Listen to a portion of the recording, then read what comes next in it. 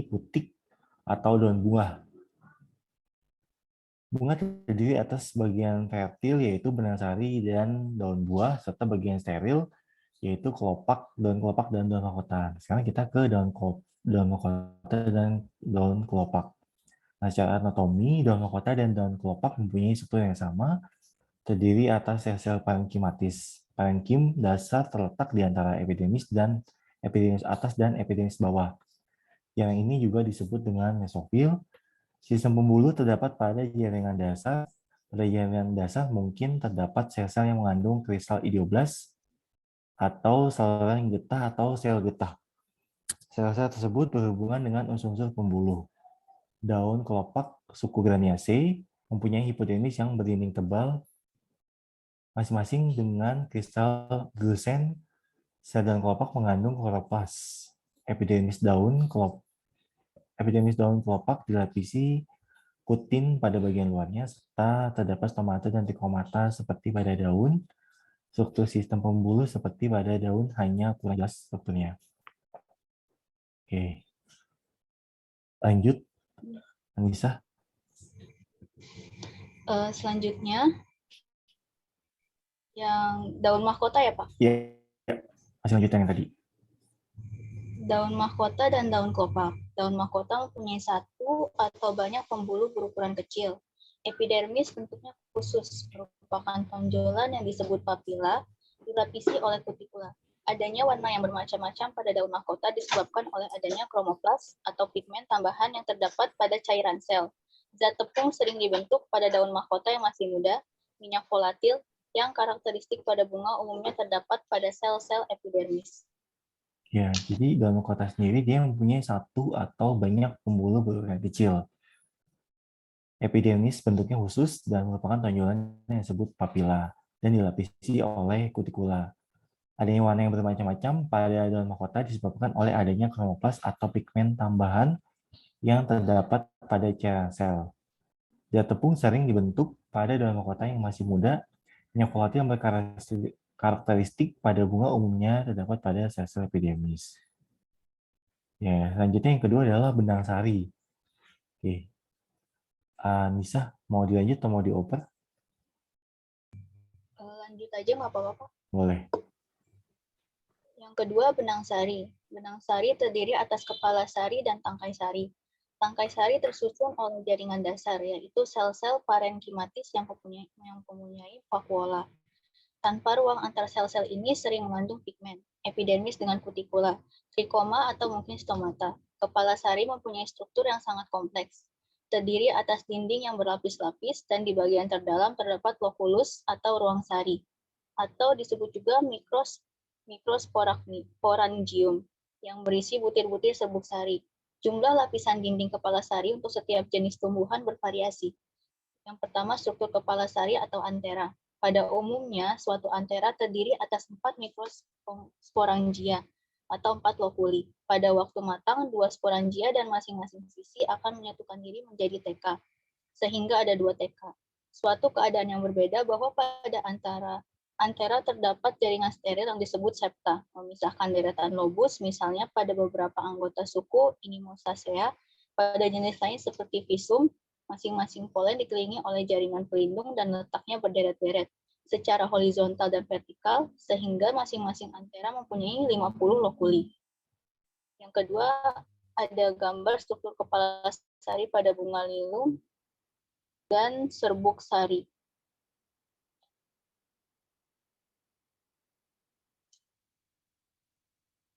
Yang kedua adalah benang sari. Nah, benang sari sendiri terdiri atas kepala sari dan tangkai sari. Tangkai sari tersusun oleh jaringan dasar yaitu sel-sel parenkimatis yang mempunyai vakuola tanpa ruang antar sel. Sel-sel ini sering mengandung pigmen, epidermis dengan kutikula, trikoma, atau mungkin stomata. Kepala sari mempunyai struktur yang sangat kompleks, terdiri atas dinding yang berlapis-lapis, dan di bagian dalam terdapat lokulus atau ruang sari atau mikrosporangium yang berisi butir-butir serbuk sari. Jumlah lapisan dinding kepala sari untuk setiap jenis tumbuhan bervariasi. Nah, struktur kepala sari sendiri atau antera pada umumnya suatu antera terdiri atas 4 mikrosporangia atau 4 lokuli. Pada waktu matang, dua sporangia dan masing-masing sisi akan menyatukan diri menjadi TK, sehingga ada 2 TK. Suatu keadaan yang berbeda bahwa pada antera terdapat jaringan steril yang disebut dengan septa, memisahkan deretan lobus, misalnya pada beberapa anggota suku Mimosaceae. Pada jenis lain seperti Viscum, masing-masing polen dikelilingi oleh jaringan pelindung dan letaknya berderet-deret secara horizontal dan vertikal sehingga masing-masing antera mempunyai 50 lokuli. Nah, kalian bisa lihat di gambar sebelah jenis kepala sari atau antera.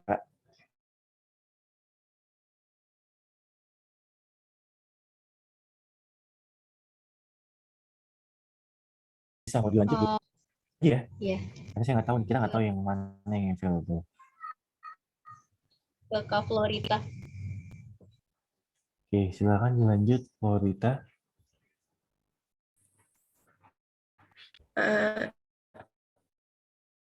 Lanjutan anatomi bunga itu terdapat 2 jenis kepala sari, yaitu yang pertama penampang melintang kepala sari muda. Kepala sari ini terdiri dari atas 4 lobi atau lokuli, tapetum menyelubungi jaringan sporogen. Yang kedua, penampang melintang kepala sari dewasa atau masak, antera masak dengan serbuk sari yang banyak. Kedua lobi pada masing-masing sisi mengadakan persatuan disebut TK. Lamina fibrosa atau endotesium tampak lebih tebal, epidermis menipis. Perkembangan kepala sari atau antera. Satu antera yang muda terdiri atas suatu massa sel yang homogen yang dikelilingi oleh lapisan epidermis. Selama perkembangan antera menghasilkan 4 lobi dan setiap lobus beberapa sel hipoderma menjadi lebih menarik perhatian dibanding yang lain. Karena ukurannya yang besar, bentuk selnya yang memanjang ke arah radial dan intinya jelas. Sel-sel ini adalah arkesponum. Sel-sel arkesponum membelah dengan dinding perikimal atau sejajar permukaan, menghasilkan sel-sel parietal primer di sebelah luar dan sel-sel esferogen primer di sebelah dalam. Sel-sel parietal primer membelah lagi secara periklinal, menghasilkan lapisan parietal sekunder. Lapisan parietal sekunder yang nantinya akan menghasilkan dinding antera. Sel sporogen primer membelah lagi secara mitosis, dan sel-sel hasil pembelahan mitosis menjadi sel induk mikrospora. Sel sporogen primer dapat langsung berfungsi sebagai sel induk mikrospora tanpa mitosis. Setelah itu, sel induk mikrospora membelah secara meiosis menghasilkan tetrat mikrospora. Selanjutnya, sel-sel dalam tetrat memisahkan diri menjadi sel mikrospora yang soliter. Lapisan dinding kepala sari dan mikrospora berasal dari jaringan arkesporium. Jadi si polen sendiri atau kepala sari, antera itu putik ya tadi polen. Nanti kita bahas. Jadi antera atau kepala sari dia dapat 2 jenis, yaitu yang pertama penampang melintang kepala sari muda. Kepala sari jadi ada 4 lobi atau lokuli, tapi itu menyelubungi jaringan sporogen. Yang kedua adalah penampang melintang kepala sari dewasa atau masak. Antera masak dengan serbuk sari yang banyak. Kedua lobi pada masing-masing sisi mengadakan persatuan disebut dengan TK. Lamina fibrosa atau endotesium tampak lebih tebal dan epidermis menipis. Nah, di sini kalian bisa baca perkembangan kepala sari atau perkembangan dari terbentuknya antera. Ini gambar struktur dan perkembangan kepala sari pada tumbuhan angiospermae. Ya, kalian bisa lihat sendiri nanti. Nah, menurut Bachwani dan Bhatnagar, kepala sari punya lapisan dinding sebagai berikut. Oke, Florita, boleh dilanjut?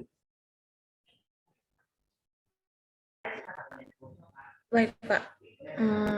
Menurut Hoswani dan Bhatnagar tahun 1978 dan 1999, kepala sari mempunyai lapisan dinding sebagai berikut. Yang pertama epidermis atau exotesium merupakan lapisan terluar terdiri dari satu lapis sel. Epidermis menjadi memipi dan membentuk tonjolan atau papila pada kepala sari yang masak dan berfungsi sebagai pelindung epidermis. Disebut eksotesium apabila sel-selnya mengalami penebalan berserabut. Kemudian endotesium. Endotesium itu merupakan lapisan yang terletak di sebelah dalam epidermis. Pada kepala sari yang masak, endotesium mengadakan penebalan ke arah radial, tangensial, sebelah dalam, atau antiklinal. Penebalan sel tersebut tidak teratur dan menunjukkan struktur berserabut. Adanya struktur berserabut menyebabkan endotesium mempunyai fungsi untuk membantu membukanya antera. Dengan adanya struktur yang berserabut pada dindingnya, maka endotesium sering disebut lamina fibrosa. Endotesium biasanya hanya satu lapis sel, tetapi beberapa kepustakaan menyebutkan ada yang terdiri atas beberapa lapisan sel. Pada tumbuhan air, biasanya tidak dijumpai adanya penebalan berserabut pada endotesium.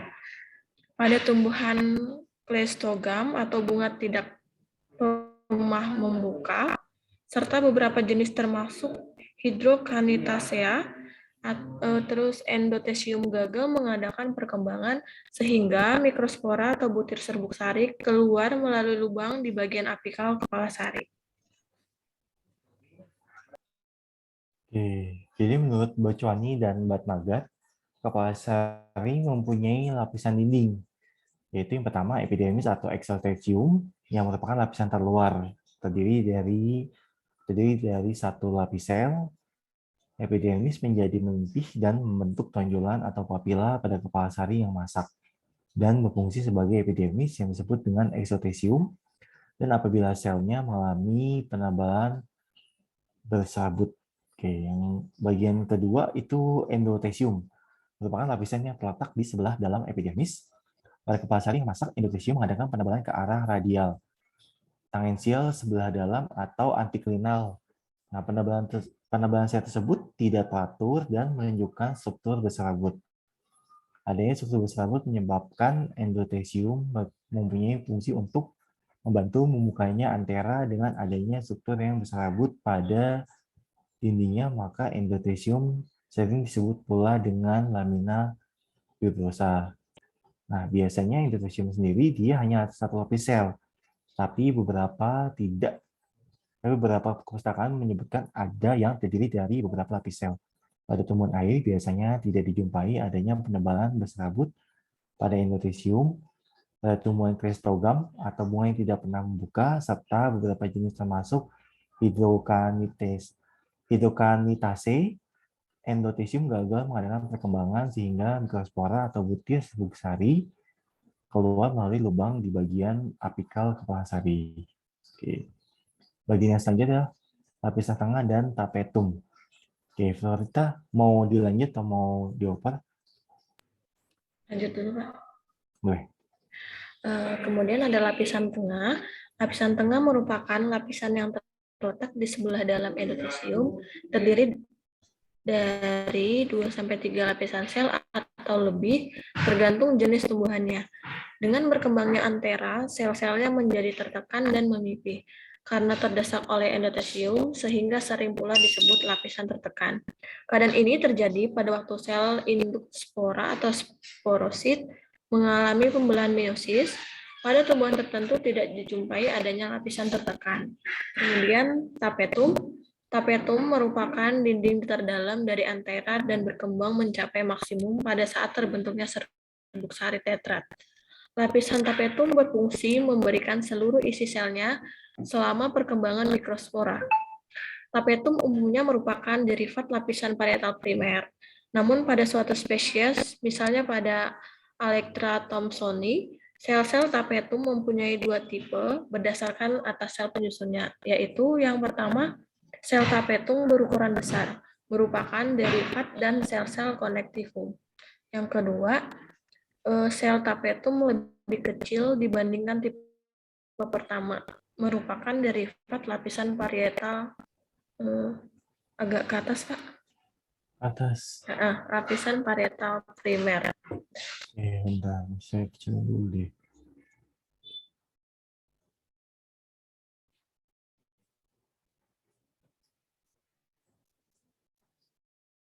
Ya, lapisan yang selanjutnya adalah lapisan tengah.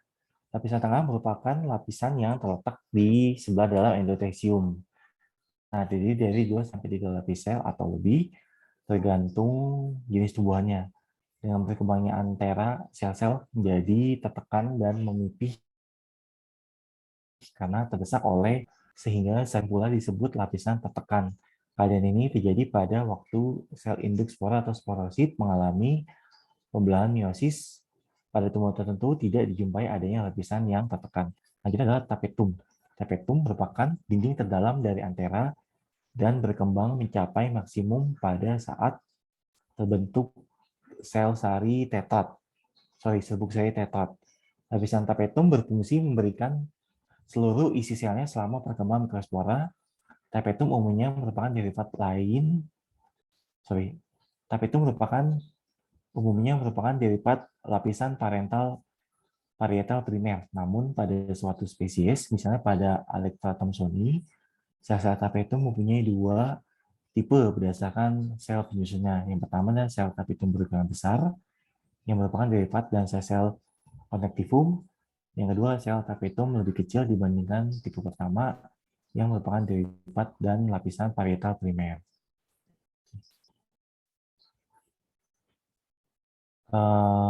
Lanjut, Polita mau lanjut atau mau dioper?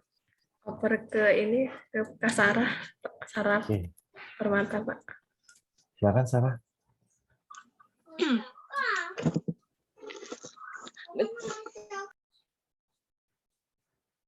Pak, sebentar, Pak. Ambilin coklat dulu Yang bentar, lain, Pak. yang lain aja dulu, yang available coba. Polita, Oh ya, kamu bentar, tunjuk Pak. yang lain aja.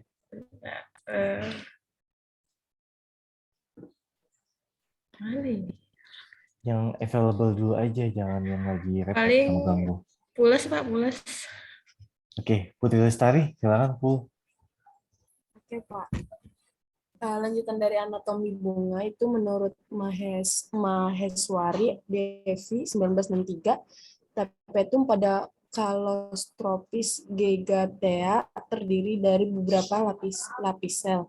Menurut Bojaward dan Bhatnagar 1999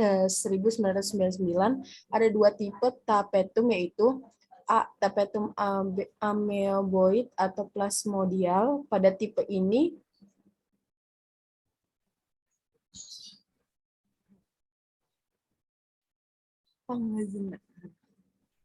Kenapa Put? Kelihatan kan masih? pada tipe ini tapetum mengeluarkan seluruh massa protoplasnya ke dalam leukulus. Ngezoom, Pak. Zoom apanya nih? Nah, Udah. udah. Oh. Udah. Lokulus atau ruang sari dan dinding selnya mengalami lisis. Kemudian protoplas tapetum ini menggabungkan diri dengan protoplas yang ada di dalam lokulus. Selanjutnya protoplas tersebut bergerak menyelubungi sel induk spora.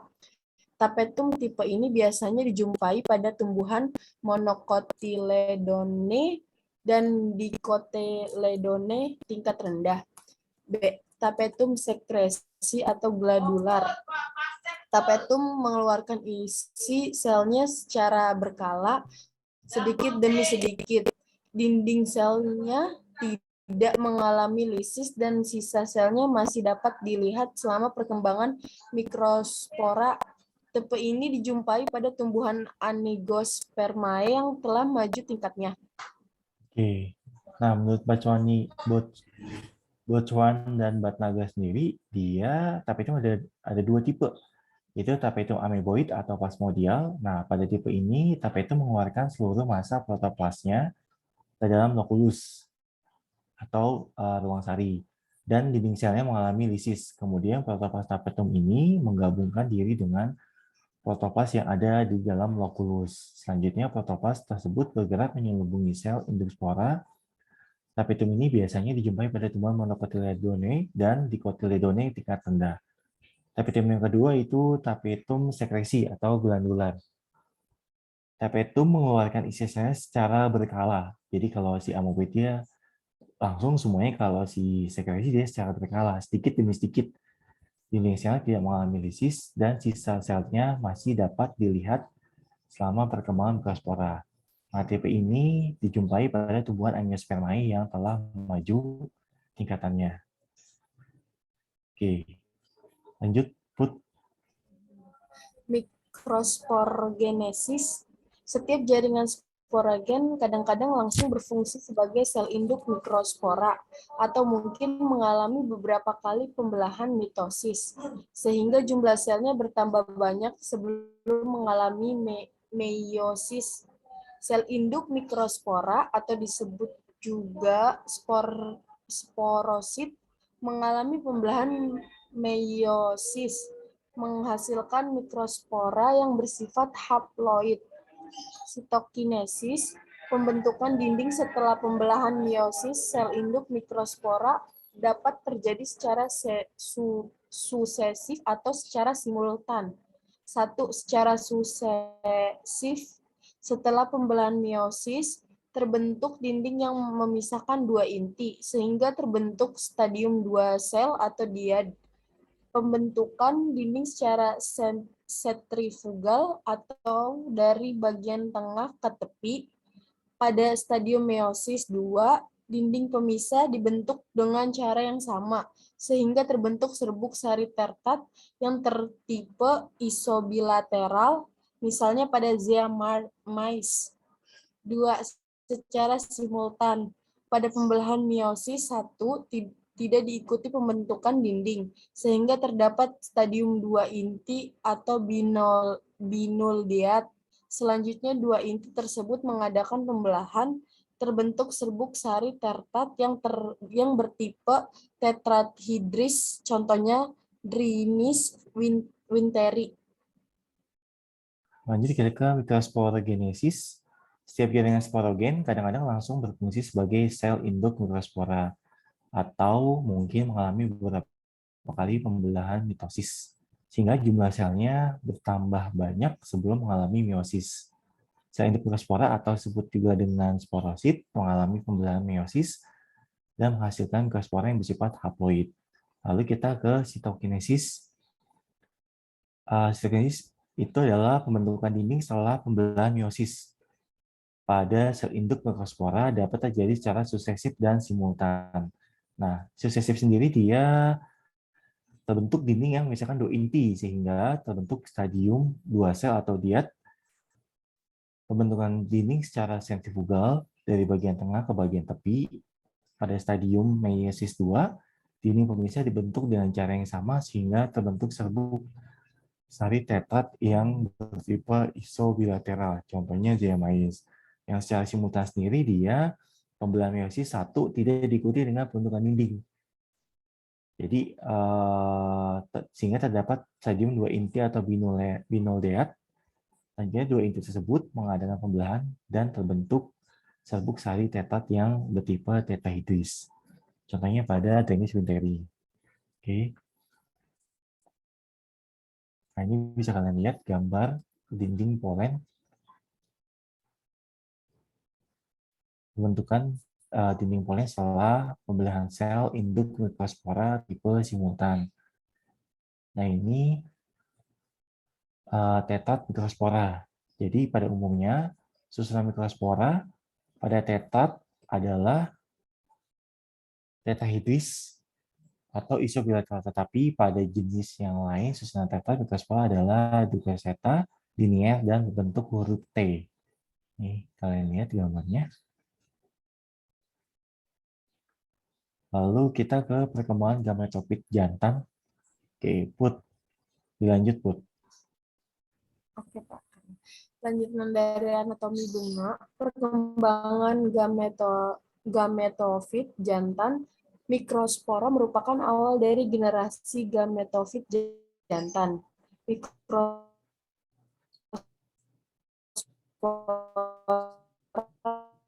dewasa yang telah lepas dari tertat. Serbuk sari mempunyai 2 lapis dinding, yaitu eksin merupakan lapisan terluar dari intin lapisan dalam. Eksin tersusun dari spor polenin, sedangkan intin tersusun dari polisakarida. Serbuk sari yang baru terbentuk mempunyai sitoplasma yang padat, dengan inti di bagian tengahnya, Setelah antera masak, polen keluar melalui lubang yang disebut stomium. Epidermis yang letaknya berdekatan dengan stomium dinding mengalami penebalan membentuk struktur yang khusus. Perkembangan polen atau gametogenesis, polen yang baru dibentuk umumnya mempunyai sitoplasma yang padat. Selnya secara cepat bertambah volumenya, diikuti oleh vakuolisasi dan perpindahan inti dari bagian tengah menuju ke bagian yang berdekatan dengan dinding sel. Pada tanaman tropis, biasanya inti segera membelah, tetapi pada tanaman yang hidup di daerah dingin terdapat fase istirahat beberapa hari sampai beberapa minggu. Pada Trachycardia reflexa, fase istirahat 4 hari atau kurang dari 4 hari, sedangkan pada Hematoglossum hircinum 2-3 minggu. Oke, selanjutnya adalah perkembangan gametofit jantan. Nah, Nukleospora merupakan awal dari generasi gametofit jantan. Nukleospora dewasa yang telah lepas dari tetrad dikenal dengan butir polen atau serbuk sari. Serbuk sari mempunyai dua lapisan dinding, yaitu eksin yang merupakan lapisan terluar dari intin lapisan dalam. Eksin tersusun dari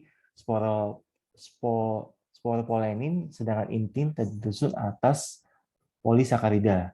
Serbuk sari yang baru terbentuk mempunyai sitoplasma yang padat dengan inti bagian tengahnya setelah antera masak.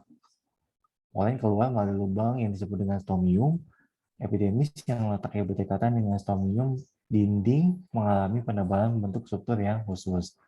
Lalu kita ke perkembangan polen atau gametogenesis. Nah, polen yang baru dibentuk umumnya mempunyai sitoplasma yang padat. Selnya secara cepat bertambah volumenya diikuti dengan vakuolisasi dan perpindahan inti dari bagian tengah menuju ke bagian yang berdekatan dengan dinding sel. Pada tanaman tropis biasanya inti segera membelah, tapi pada tanaman yang hidup di daerah dingin terdapat fase istirahat beberapa hari setelah sampai beberapa minggu. Contohnya pada Tangentacia reflexa, intinya pasti istirahat 4 hari atau kurang dari 4 hari. Sedangkan pada Hematoglossum hircinum dia 2-3 minggu. Break dulu ya, Ajan.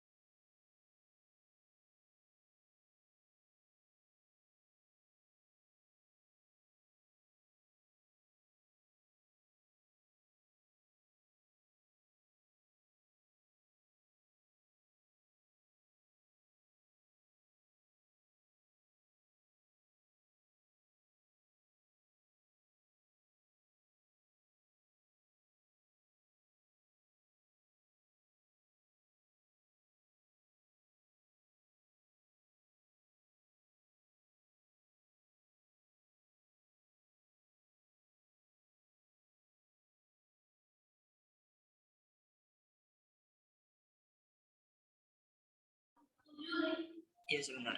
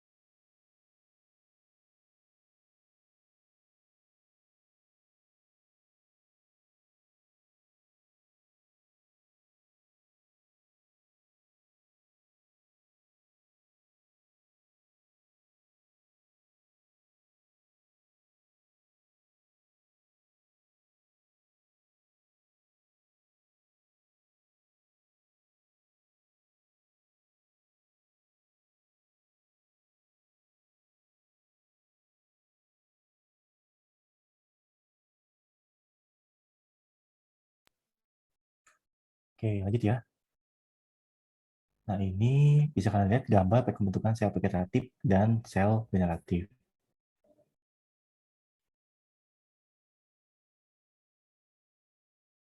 Oke, lanjut.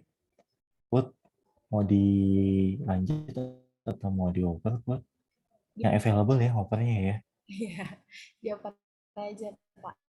Ya, Ke boleh. Sylvia Yuni. Siapa? Ke Sylvia Yuni, Pak. Oke, silakan Sylvia. Anatomi bunga.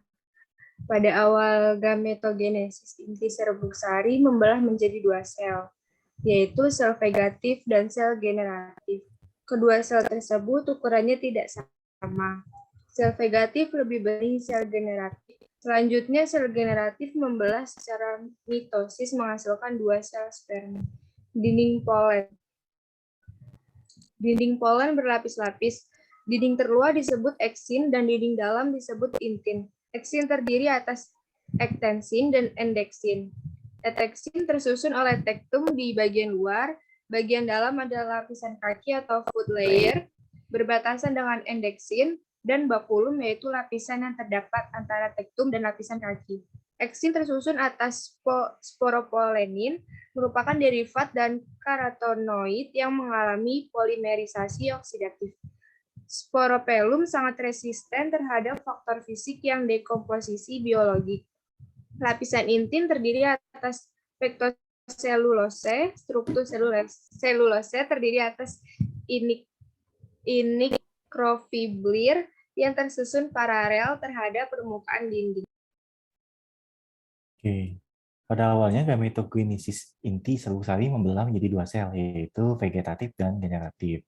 Nah, kedua sel tersebut ukurannya tidak sama. Vegetatif lebih besar dibandingkan dengan generatif. Selanjutnya, generatif membelah secara meiosis menghasilkan dua sperma. Lalu ke dinding polen. Dinding polen berlapis-lapis, dinding terluar disebut dengan eksin, dan dalam disebut dengan intin. Eksin terdiri atas ekstensin dan endeksin. Ekstensin tersusun oleh tektum di bagian luar. Bagian dalam adalah lapisan kaki atau foot layer berbatasan dengan endeksin dan bakulum yaitu lapisan terdapat antara tektum dan lapisan kaki. Eksin tersusun atas sporopolenin yang merupakan derivat dan karotenoid yang mengalami polimerisasi oksidatif. Sporopolium sangat resisten terhadap faktor fisik dan dekomposisi biologik.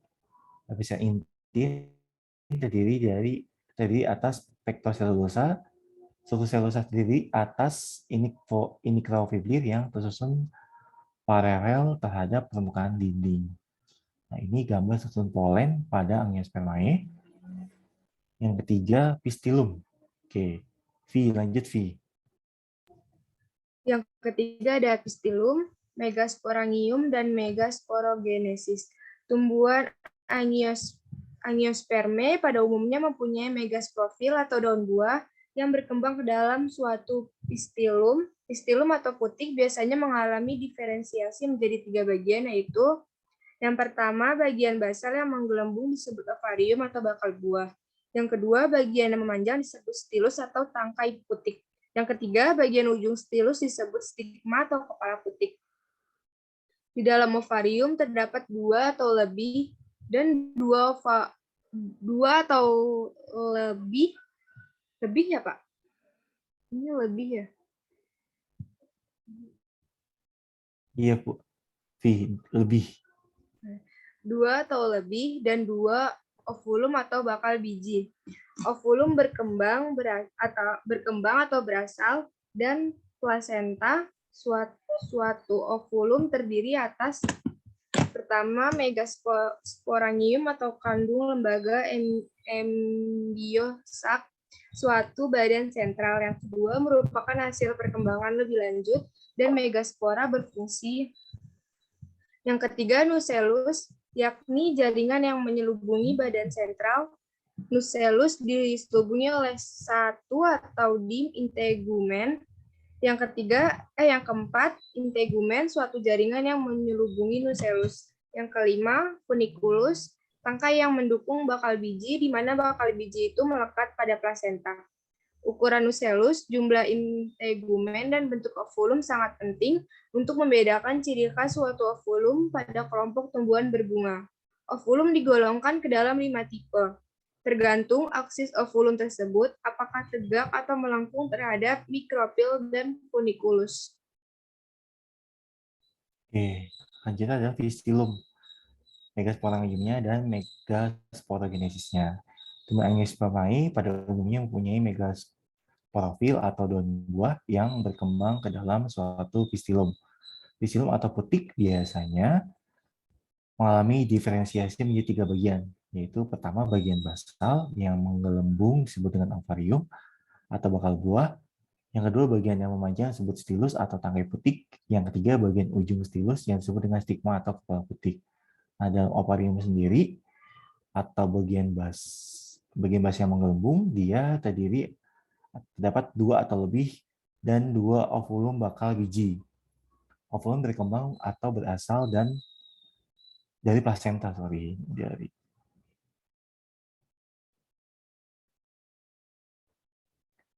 Suatu ovulum terdiri atas pertama megasporangium atau kandung lembaga embiosak suatu badan sentral. Yang kedua merupakan hasil perkembangan lebih lanjut dan megaspora yang berfungsi. Yang ketiga nucellus, yakni jaringan yang menyelubungi badan sentral. Nucellus diselubungi oleh sat atau dim integumen.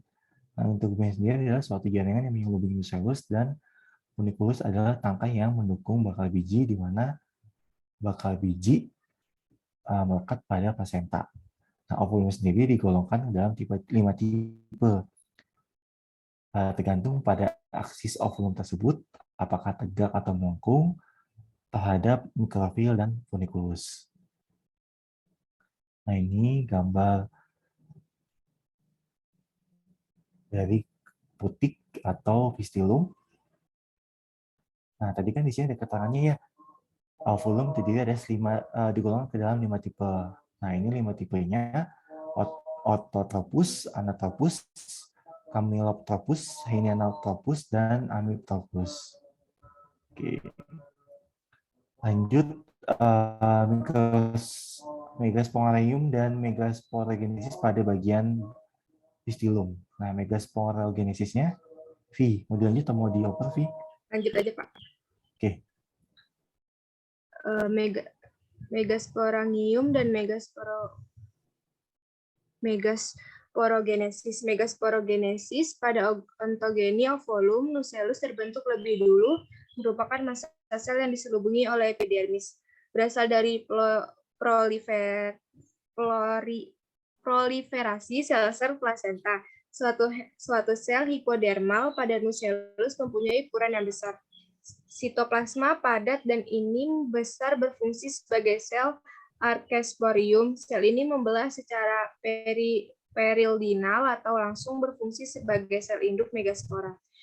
Bila membelah secara periklinal, sel archesporial tersebut ke arah dalam menghasilkan sel sporogen primer dan ke arah luar menghasilkan sel pariental primer. Sel sporogen berfungsi langsung sebagai sel induk megaspora. Sel induk megaspora atau megasporosit membelah secara meiosis membentuk 4 megaspora yang haploid dan umumnya bertipe linear. Tetapi ada yang berbentuk huruf T antara lain pada Orsic, maculata, dan Drinis winteri. Sedang pada beberapa suku Crassulaceae, Hydrosaicaceae, dan Musaceae dilaporkan mempunyai tipe berturut-turut isobilateral tetrahedris dan bentuk T dari 4 inti megaspora hasil meiosis yang tersusun linear tersebut. Hanya 1 inti megaspora yang berfungsi, yaitu yang letaknya paling bawah. Dari tetrat, 3 lainnya mengalami D. Oke, kita lanjut ke putik. Jadi pada proses megasporangiumnya ada megasporogenesis. Nah, megasporogenesisnya sendiri pada ontogeny ovulum nucellus terbentuk lebih dahulu, merupakan massa sel yang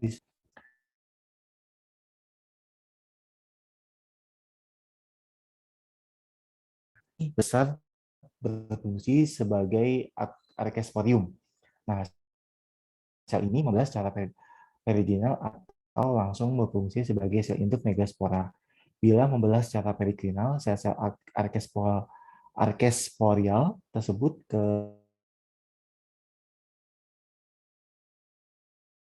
dalam menghasilkan sel-sel sporogen terminate dan ke arah luar menghasilkan sel-sel sporogen berfungsi langsung sebagai sel induk megaspora.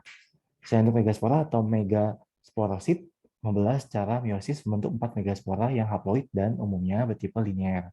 Tapi ada yang bentuk huruf T, antara lain pada Orchid maculata, Lenis sendiri, sedangkan pada beberapa suku Crassulaceae, Hydrochaetaceae, dan Musaceae dilaporkan mempunyai tipe berturut-turut isobilateral tetrahedris dan bentuk T. Dari 4 inti megaspora, hasil meiosis tersebut tersusun linear tersebut hanya satu inti megaspora yang berfungsi, yaitu letaknya paling bawah dari tetrad dan 3 lainnya mengalami degenerasi. Nah, ini perkembangan gametofit betina atau megagametogenesis dan megasporogenesis. Oke. Vi, mau lanjut atau mau dioper, Vi? Dilempar ke Salsa, Pak. Oke, boleh. Salsa bisa, Salsa? Bisa, Pak. Oke, lanjut Salsa. Dari mana ya, Pak? Ini, gametofit betina. Oh, gametofit betina atau kantong brio yang dewasa terdiri atas 7 sel, yaitu sel sentral yang besar dengan 2 inti tutup, di bagian mikrofil 2 sel sinergit, dan 1 sel telur, serta di bagian halaza 3 sel antipoda. Perkembangan kantong embrio dimulai dengan memanjangnya inti megaspora yang berfungsi. Tergantung jumlah inti megaspora yang berperan dalam pembentukannya, gametofit betina atau kantong brio mungkin bertipe monosporik, bisporik, atau terasponik. Masing-masing kelompok tersebut mempunyai lebih dari satu tipe. Tipe tersebut adalah sebagai berikut. 1. Monosporik. Pada tipe ini, inti megaspora yang berperan selama perkembangan gametofit jumlahnya 1. Tipe ini merupakan tipe normal atau tipe poligonium. Tipe kedua yaitu Oenothera. Pada tipe ini hanya terjadi 2 kali pembelahan inti megaspora, sehingga hanya ada 4 inti di bagian mikrofil. Yang kedua, bisporik. Inti megaspora yang berfungsi pada perkembangan gametofit betina ada 2. Setelah meiosis pertama, pada proses megasporogenesis terbentuk 2 set, dan 2 sel tersebut hanya 1 sel yang melanjutkan meiosis 2, sedangkan yang lain mengalami degenerasi.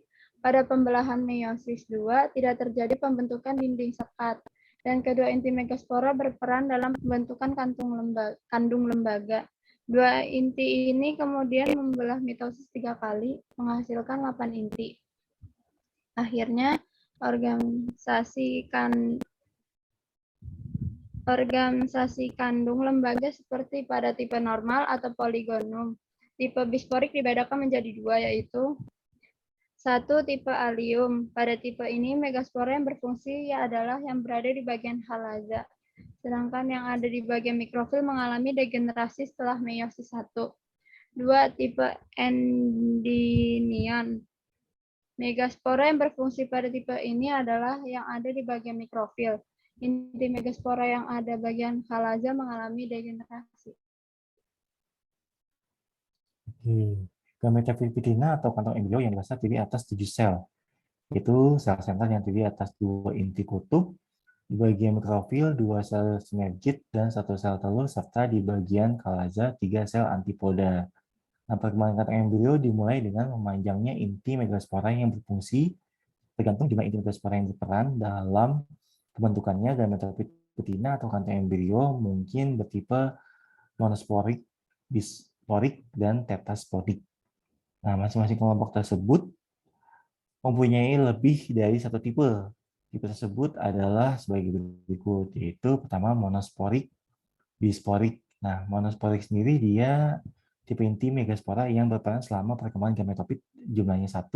Nah, tipe ini merupakan tipe normal atau tipe poligonium. Tipe kedua yaitu Onetera. Nah, pada tipe ini hanya terjadi 2 kali pembelahan inti megaspora sehingga hanya ada 4 inti di bagian mikrofil. Yang kedua adalah bisporik. Inti megaspora yang berfungsi pada perkembangan gametofit betina ada 2. Setelah meiosis pertama, pada proses megasporogenesis terbentuk 2 set dan 2 sel tersebut Haria 1 sel yang melanjutkan meiosis 2,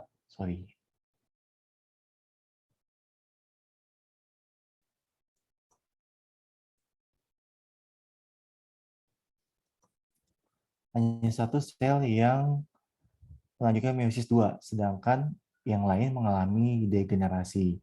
Pembelahan meiosis 2 tidak terjadi pembentukan dinding sekat, dan kedua inti megaspora berperan dalam pembentukan kandung lembaga. 2 inti ini kemudian membelah mitosis 3 kali dan menghasilkan 8 inti. Oke, gitu ya. Ini teras sporik. Nah, ini bisa kalian lihat gambarnya. Oke, lanjut. Tadi siapa?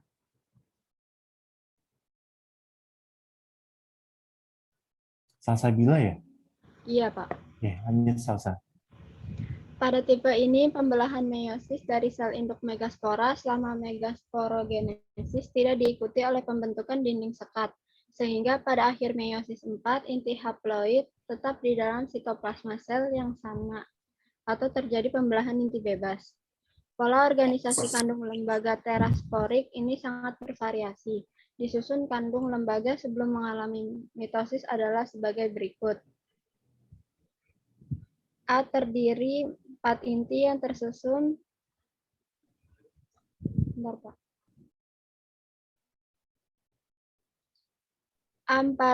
A terdiri 4 inti yang tersusun 1 tambah 1 tambah 1 masing-masing ada di bagian mikrofil halaza dan di bagian lateral kandung lembaga. Misalnya pada tipe Bapak agak ngeblur di saya.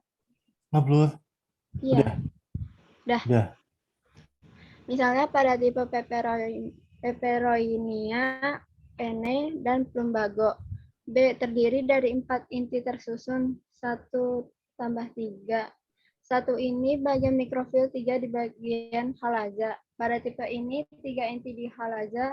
Ada yang mengadakan fusi seperti tipe Fritillaria dan Plumbagella. Sedangkan pada tipe Drusa tidak terjadi fusi. C terdiri dari 4 inti dengan susunan 2+2. 2 inti di bagian mikrofil, 2 inti di bagian halaza. Misalnya tipe Adoxa. D. Suatu tipe perkembangan kandung lembaga terasporik yang spesifik dijumpai pada Chrysanthemum cineraria folium. Perkembangan tipe ini setelah stadium 4 inti. Pada akhir meiosis dengan susunan 1+2+1, 3 inti terletak di bagian halaza dan mikrofil, sedangkan 2 inti terletak di bagian tengah. Oke.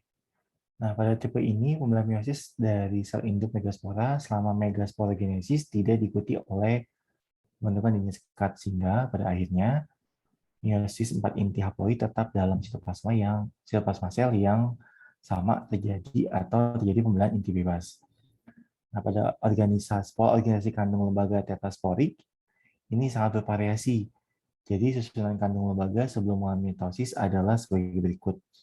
Jadi terdiri dari 4 inti, yaitu 1+1+1+1 masing-masing ada di bagian mikrofil, halaza, dan di bagian lateral kandung lembaga.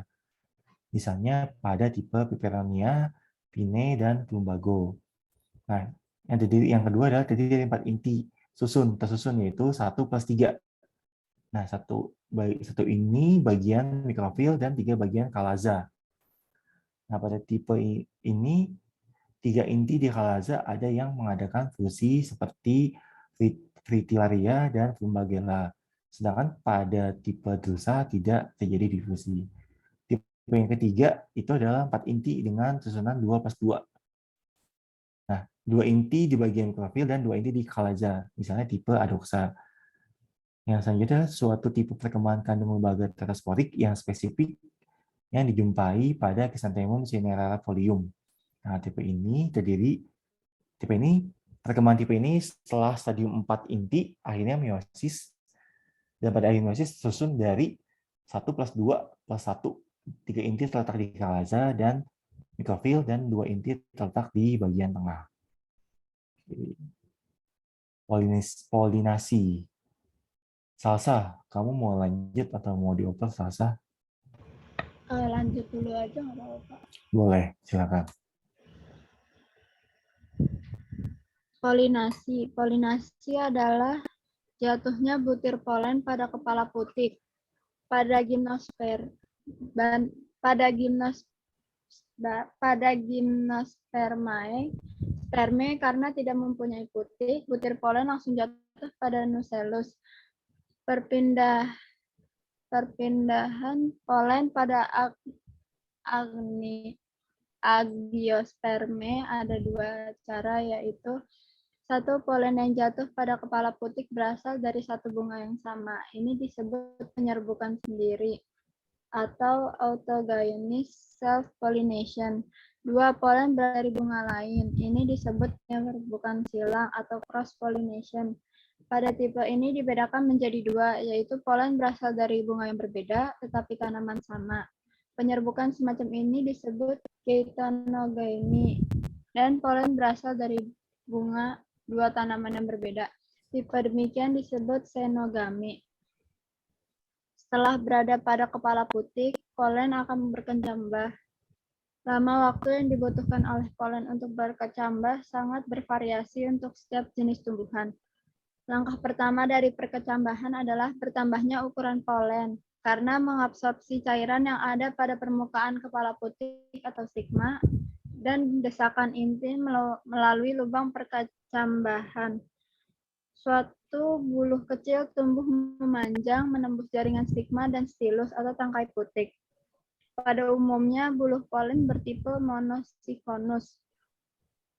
Sambuluh, tetapi ada yang mempunyai buluh banyak, seperti pada Malvaceae,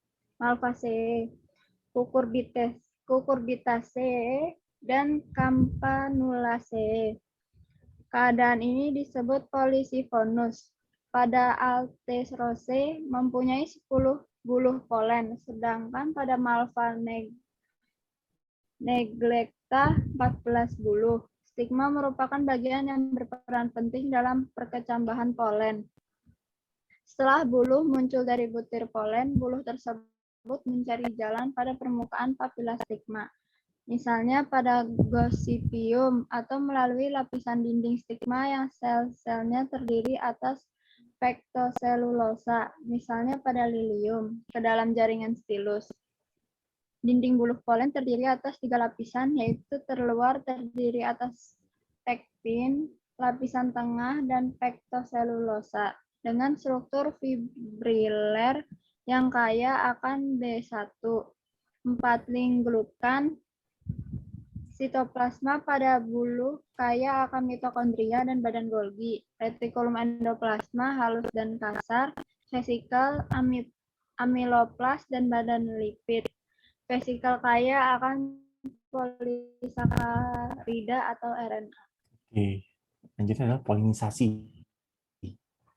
Adalah jatuhnya butir polen pada kawah putik. Pada Gymnospermae, karena tidak punya putik, butir polen langsung jatuh kepada nucellus. Perpindahan polen pada Angiospermae ada 2 cara, yaitu yang pertama, polen jatuh pada kepala sari berasal dari satu bunga yang sama. Ini disebut dengan penyerbukan sendiri atau geny self-pollination. Nah, yang kedua adalah polen berasal dari bunga lain. Ini disebut dengan penyerbukan silang atau cross-pollination. Pada tipe ini dibedakan menjadi 2, yaitu polen berasal dari bunga yang berbeda, tapi tanaman yang sama. Penyerbukan ini disebut dengan geitonogamy, dan polen berasal dari 2 tanaman yang berbeda, disebut dengan xenogamy. Oke. Ini berdasarkan keadaan morfologinya, ada 3 tipe stilus. Yang pertama, tertutup, terbuka, dan setengah tertutup. Oke. Salsa, mau dilanjut atau mau dioper, Salsa? Lanjut dulu aja deh Pak, nggak apa-apa. Oke. Berdasarkan keadaan morfologi ada tipe stilus. 1. Tertutup, banyak dijumpai terutama pada tumbuhan dikotil. 2. Terbuka, dijumpai adanya saluran stilus yang lebar. Ke zoom Pak. Ke zoom. Iya, ke zoom gitu. Dah. Nah, dah. 2. Terbuka, dijumpai adanya saluran stilus yang lebar atau tidak ada jaringan transmisi. Epidermis berfungsi nutritif. Sel-sel saluran stilus diselubungi oleh zona sekretoris. 3. Setengah tertutup. Saluran stilus tidak lebar, dikelilingi oleh jaringan transinisi yang rudimenter. Gambar tipe-tipe stilus pada Agniospermae keterangan.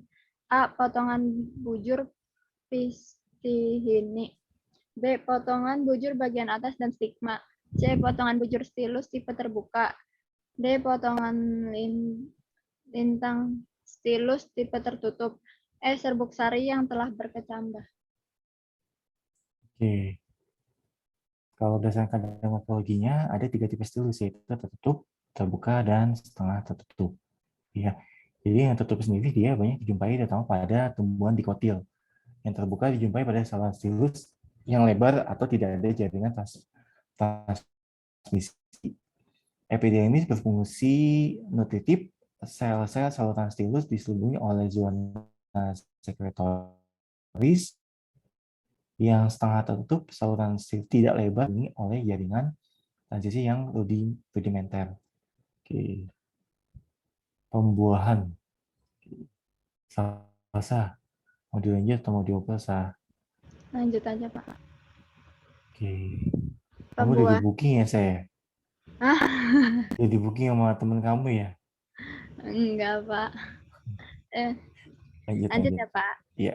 Pembuahan. Setelah berkecambah, buluh menembus jaringan stilus atau pada tipe tertutup, atau membuat jalan pada permukaan epidermis yang membatasi saluran stilus atau pada tipe terbuka, yang kemudian masuk ke dalam jaringan stilus. Akhirnya buluh sampai di dalam ovarium dan segera menuju ovulum. Masuknya buluh polen ke dalam ovulum kemungkinan secara 1. Poligami. Ini merupakan cara yang umum, yaitu buluh melalui mikrofil. 2. Halazogami. Buluh melalui ujung halaza, misalnya pada Casuarina. 3. Misogami. Buluh masuk melalui funiculus, misal pistacia atau melalui integumen seperti pada cucurbita. Gambar skema pola masuknya buluh polen ke dalam ovulum.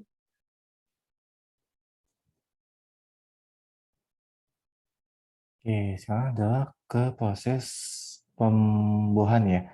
Setelah berkecambah, buluh membus jaringan stilus pada tipe tertutup atau membuat jalan pada permukaan epidermis yang membatasi saluran stilus atau pada tipe terbuka yang kemudian masuk ke dalam jaringan stilus. Akhirnya buluh sampai ke dalam ovarium dan segera menuju ovulum. Masuknya buluh polen ke dalam ovulum kemungkinan secara yang pertama poligami. Ini merupakan secara umum yang yaitu buluh melalui mikrofil.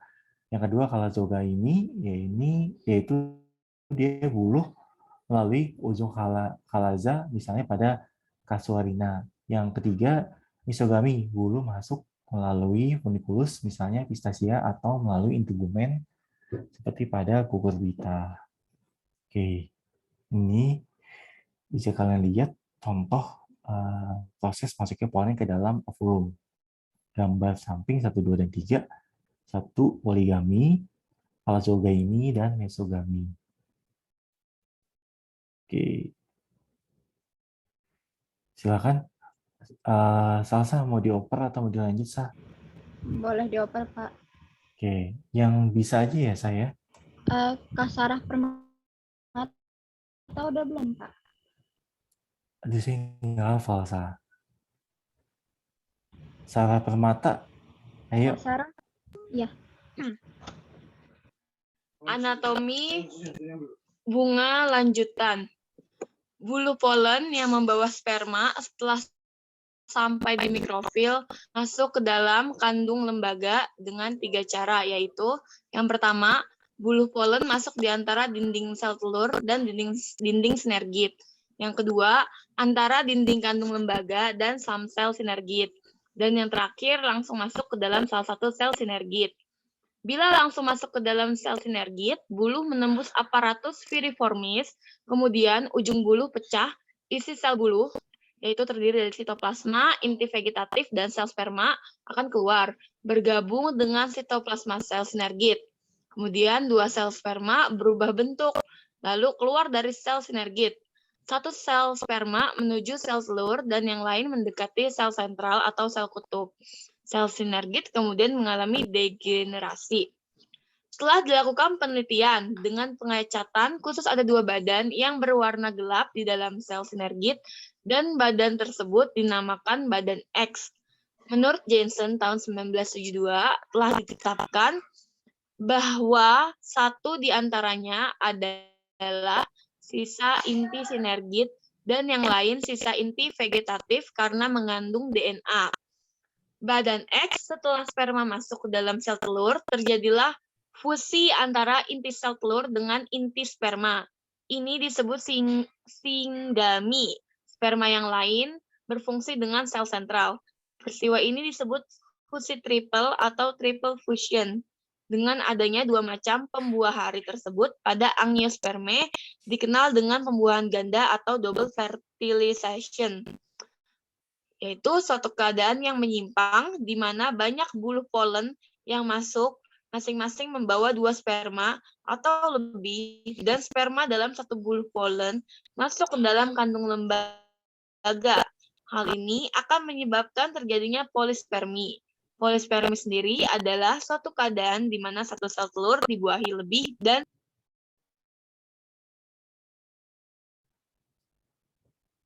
Oke. Bulu polen yang membawa sperma setelah sampai di mikrofil masuk ke dalam kandung lembaga dengan 3 cara, yaitu yang pertama, bulu polen masuk di antara dinding sel telur dan dinding sinergit. Yang kedua, antara dinding kandung lembaga dan sel sinergit.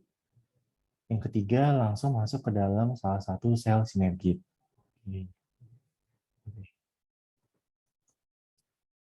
Lanjut ya. Nah, ini diagram transfer sperma pada kandung lembaga. Oke. Sar, lanjut, Sar. ya Pak. Lanjutnya, yang pertama, hasil peleburan atau fusi sel gamet jantan dengan sel telur disebut zigot, dan sel gamet jantan dengan inti kutub adalah endosperm. Endosperm pada umumnya berkembang lebih dahulu daripada zigot. Fungsi endosperm memberi makan embrio. Ploidy endosperm pada angiospermae adalah 3N, sedang pada gymnosperm yaitu N atau haploid. Nah, pada gambar terjadi pembuahan ganda pada lilium atau lilium martagon. Yang A adalah udah Pak, apa lanjut? Udah. Oke, Pak. Jadi hasil perubahan atau fusi sel gamet jantan dengan sel telur adalah zigot. Nah, sel gamet jantan dengan inti kutub adalah endosperm. Endosperm pada umumnya berkembang lebih dahulu daripada zigot. Fungsi endosperm memberi makan embrio. Ploidy endosperm pada angiospermae adalah 3N, sedangkan pada gymnospermae adalah N atau haploid. Oke, sekarang kita lanjut ke morfologinya. Tadi kan anatomi, sekarang kita ke morfologi. Oke. Sar, lanjut, Sar. Siapa? Struktur morfologi bunga. Bunga sendiri adalah batang dan daun yang termodifikasi. Modifikasi ini disebabkan oleh dihasilkannya sejumlah enzim yang dirangsang oleh sejumlah fitohormon tertentu. Pembentukan bunga dengan ketat dikendalikan secara genetik dan pada banyak jenis diinduksi oleh perubahan lingkungan tertentu seperti suhu rendah, lama pencahayaan, dan ketersediaan air. Dikutip dari Harsidi pada tahun 2011. Bunga sendiri berfungsi sebagai tempat berlangsungnya penyerbukan dan pembuahan yang akhirnya dapat dihasilkan alat-alat perkembangbiakan. Mengingat pentingnya bunga bagi tumbuhan, maka pada bunga terdapat sifat-sifat yang merupakan penyesuaian untuk melaksanakan fungsinya sebagai penghasil alat kembangbiakan. Pada umumnya, bunga mempunyai sifat-sifat seperti mempunyai warna yang menarik, umumnya mempunyai bau yang harum, memiliki bentuk yang bermacam-macam, dan biasanya mengandung madu. Struktur bunga dapat diamati melalui gambar bunga sebagai berikut. Oke. Sekarang kita ke morfologi bunga. Yang pertama adalah struktur morfologi bunga. Nah, bunga adalah batang dan daun yang termodifikasi. Karena modifikasi ini disebabkan oleh dihasilkannya sejumlah enzim yang dirangsang oleh sejumlah fitohormon tertentu. Nah, pembentukan bunga dengan ketat dikendalikan secara genetik dan pada banyak jenis diinduksi oleh perubahan lingkungan tertentu seperti suhu yang rendah, lama percayaan, dan kesediaan air. Nah, ini menurut Hasidi 2011. Nah, bunga berfungsi sebagai tempat berlangsungnya penyerbukan dan pembuahan yang akhirnya dapat dihasilkan alat-alat perkembangbiakan. Mengingat pentingnya bunga bagi tumbuhan, maka pada bunga terdapat sifat-sifat yang merupakan penyesuaian untuk melaksanakan fungsinya sebagai penghasil alat perkembangbiakan. Pada umumnya, bunga mempunyai sifat-sifat seperti mempunyai warna yang menarik, umumnya mempunyai bau yang harum, memiliki bentuk yang bermacam-macam, dan biasanya mengandung madu. Suatu bunga dapat diamati melalui gambar bunga sebagai berikut. Nah, ini struktur bunga ya, struktur gambar bunga. Tadi ada anter, filamen, pedikel, stigma, stamen, pistil, ya. Oke, lanjut. Tadi kita bahas struktur. Yang pertama, struktur bunga terdiri ibu tangkai bunga. Sar, mau dilanjut atau mau dioper, Sar? Boleh Pak, lanjut dulu. Morfologi bunga terdiri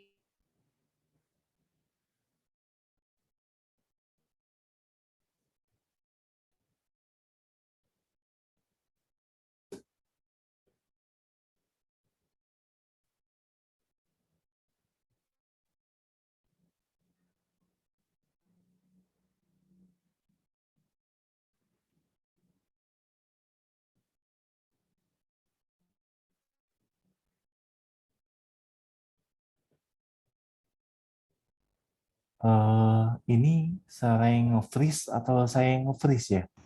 Kasarahnya, Pak. Oke. Lanjut boleh siapa? Saya boleh deh, Pak. Oke, silakan. Dari A kan ya, Pak? Iya, dari A. A, ibu maaf tangkai. tadi keluar Pak. Iya, nggak apa-apa. Dadah, Lanjut di... Oke, silakan. Mau siapa yang... Silakan dibaca.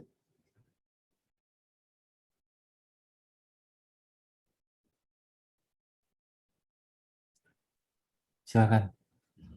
Kak Sarah mau baca lagi, Kak? Apa-apa kamu aja. Oh, oke. A, ibu tangkai bunga atau pendukulus komunis atau rasis, yaitu bagian yang biasanya merupakan terusan batang atau cabang yang mendukung bunga majemuk tadi. Ibu tangkai ini dapat bercabang dan cabang-cabangnya bercabang lagi. Dapat pula sama sekali tak bercabang. B, tangkai bunga atau pedicellus, yaitu bagian dari bunga yang masih jelas bersifat batang. Pada tangkai bunga ini biasanya terdapat daun-daun peralihan, yaitu bagian-bagian yang menyerupai daun dan berwarna hijau. C, dasar bunga atau reseptakulum, yaitu ujung dari tangkai batang yang berhenti pertumbuhannya yang seringkali melebar, menebal, dan dengan ruas-ruas yang amat pendek, sehingga daun-daun yang telah mengalami metamorfosis menjadi bagian-bagian bunga duduk amat rapat satu sama lain. Bahkan biasanya lalu nampak duduk dalam satu lingkaran. Dasar bunga atau reseptakulum merupakan ujung tangkai bunga, tempat melekatnya bagian-bagian bunga seperti kaliks, corolla, stamen, dan ovarium. Bentuk dasar bunga bermacam-macam bentuknya sesuai dengan bentuk metamorfosis bagian bunga tersebut. Oke, morfologi bunga yang pertama dia, sebentar. Tadi kan kita ngomongin tentang struktur. Nah, source yang pertama itu adalah ibu tangkai bunga atau pedunculus, pedunculus, pedunculus communis, dan rachis, yaitu bagian yang biasanya merupakan terusan batang atau cabang yang mendukung bunga majemuk tadi. Nah, ibu tangkai ini dapat bercabang dan cabang-cabangnya bercabang lagi, dapat pula sama sekali tidak bercabang. Yang kedua itu tangkai bunga atau pedicellus. Nah, bagian dari bunga yang masih jelas bersifat batang. Pada tangkai bunga ini biasanya terdapat daun-daun peralihan, yaitu bagian-bagian yang menyerupai daun dan berwarna hijau. Yang ketiga, dasar bunga atau reseptakulum. Reseptakulum yaitu ujung dari tangkai batang yang berhenti pertumbuhannya, yang seringkali melebar, menebal, dengan ruas-ruas yang amat pendek, sehingga daun-daun yang telah mengalami metamorfosis menjadi bagian-bagian bunga duduk amat rapat satu sama lain, bahkan biasanya lalu nampak duduk dalam satu lingkaran. Dasar bunga atau reseptakulum merupakan ujung tangkai bunga tempat melekatnya bagian-bagian bunga seperti kaliks, korola, stamen, dan ovarium. Bentuk dasar bunga bermacam-macam bentuknya sesuai dengan bentuk metamorfosis bagian bunga tersebut. Oke.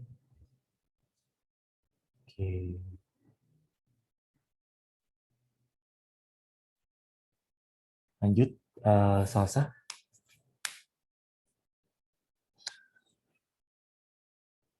D. Perhiasan bunga atau periantium, yaitu bagian bunga yang merupakan penjelmaan dari daun-daun yang masih jelas. Biasanya perhiasan bunga dapat dibedakan dalam dua bagian yang masing-masing duduk dalam satu lingkaran. Jadi bagian-bagian dari perhiasan bunga itu umumnya tersusun dalam dua lingkaran, yaitu satu kelopak bunga atau kalik, yaitu bagian dari perhiasan bunga yang merupakan lingkaran luar. Biasanya berwarna hijau dan sewaktu bunga masih kuncup, merupakan selubungnya yang berfungsi sebagai pelindung kuncup terhadap pengaruh-pengaruh dari luar. Kelopak terdiri dari daun-daun kelopak atau sepala. Daun-daun kelopak pada bunga dapat berlekatan satu sama lain, atau pula terpisah-pisah dalam lingkaran bunga. 2. Tajuk bunga atau mahkota bunga atau korola, yaitu bagian perhiasan bunga yang merupakan lingkaran dalam. Biasanya tidaklah berwarna hijau lagi, dan warna dari bagian inilah yang lazimnya merupakan warna bunga. Mahkota bunga terdiri dari daun mahkota atau petala. Seperti halnya daun-daun kelopak, tajuk bunga juga bisa berlekatan atau terpisah. 3. Tenda bunga atau perigonium. Pada suatu bunga seringkali tidak kita dapati perhiasan bunganya. Bunga yang demikian dinamakan bunga telanjang atau plasnudus, atau perhiasan dari bunga tadi tidak dapat dibedakan menjadi kelopak dan mahkotanya. Dengan kata lain, kelopak dan mahkotanya sama, baik bentuk maupun warnanya. Tenda bunga atau perigonium terdiri dari sejumlah daun-daun tenda bunga atau tekala, misalnya pada bunga atau kembang sungsang dan lilia gereja. Oke. Yang keempat adalah perhiasan bunga atau periantium. Nah, bagian bunga yang merupakan penjelmaan dari daun yang masih jelas. Biasanya perhiasan bunga dapat dibedakan dalam dua bagian yang masing-masing duduk dalam satu lingkaran. Jadi bagian dari perhiasan bunga itu umumnya tersusun dalam dua lingkaran, yaitu yang pertama kelopak atau kaliks, bagian dari perhiasan bunga yang merupakan lingkaran luar, biasanya berwarna hijau, dan sewaktu masih kuncup merupakan selubungnya yang berfungsi sebagai pelindung kuncup terhadap pengaruh-pengaruh dari luar. Nah, kelopak terdiri dari daun-daun kelopak atau sepala. Daun-daun kelopak pada bunga dapat berdekatan satu sama lain atau pula terpisah-pisah dalam lingkaran bunga. Yang kedua, tajuk bunga atau mahkota bunga atau korola, yaitu bagian perhiasan bunga yang merupakan lingkaran dalam, biasanya tidaklah berwarna hijau lagi, dan warna dari bagian inilah yang lazimnya merupakan warna bunga. Mahkota bunga terdiri atas daun mahkota atau petala seperti halnya daun-daun kelopak. Tajuk bunga juga bisa berdekatan atau terpisah. Yang ketiga adalah tenda bunga atau perigonium. Pada suatu bunga seringkali tidak kita dapati periasan bunganya. Bunga yang demikian dinamakan bunga telanjang atau plasnodus. Plasnodus atau periasan dari bunga tadi, dia dapat dibedakan menjadi kelopak dan mahkotanya. Dengan kata lain, kelopak dan mahkotanya sama, baik bentuk maupun warna. Tenda bunga atau perigonium terdiri dari sejumlah daun-daun tenda bunga atau tepala, misalnya pada daun dan atau kembang sungsang dan lilia gerija. Cukup ya kayaknya. Nanti ini saya share, kalian baca aja, karena emang sebenarnya informatifnya tuh informasi jatuhnya kayak cuma informatif buat kalian baca, pahami, dan mengerti gitu. Karena emang sebenarnya ini udah tersusun dari morfologi dan dari anatomi dan morfologinya. Oke, cukup ya. Saya sudah input absen. Ini ketua kelasnya siapa? PJ matkulnya?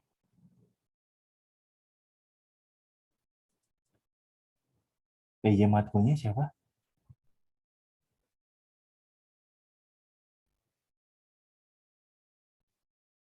Salsa, PJ matkulnya siapa, Sa? Saya, Pak. Oh, Florita. Karta kayaknya deh, Pak. Apa? Apa? Oke. Nanti kamu chat aja ya ke saya mau share materinya ya. Iya, Pak. Oke. Baik, kelas saya tutup ya. Saya mengucapkan terima kasih. Mohon maaf sebelumnya. Selamat sore, salam sehat untuk kita semua, salam sejahtera. Wassalamualaikum. Putih banget, Pak. Apanya, Pak? Salam, terima kasih, Pak. Terima kasih, Pak. Udah absen, weh? Udah absen belum sih? Ini belum absen. Udah. Belum. Ada absen deh kayaknya tadi. Ya udahlah, hadir. Absen. Ya, terima kasih. Dadah, Besti. Satu.